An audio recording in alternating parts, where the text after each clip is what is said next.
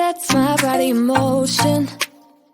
He knows how to turn things up. And he knows what gets me going. Yeah, like a little text saying, hey, what's up? They look at me, I'm in a bad situation. Look at him, he's got a bad reputation. They be looking at us, thinking we are too much. Look at me, I'm in a bad situation. Look at him, he's got a bad reputation. They be looking at us. Why do I need to be good all the time? I'm wrapped around his finger, but he is mine. Don't care what they say, too late anyway. Why do I need to be good all the time?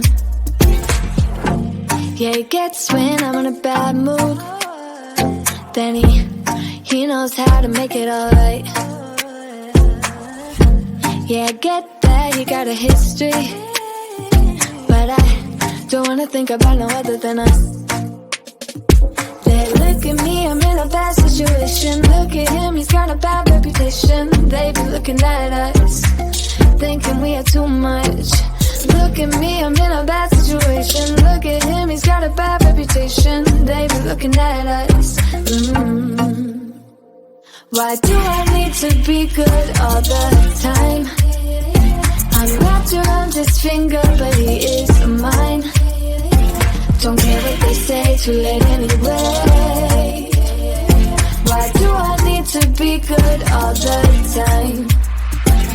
Nah, nah, nah, no drama, no drama, yeah.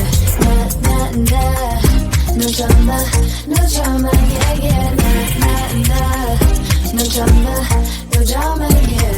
Nah, nah, nah, no drama, no drama, yeah, yeah. Bad history, but what about it? Yeah, he's got a bad history, but I want him anyway. So look at me, I'm in a bad situation. Look at him, he's got a bad reputation, but what about it?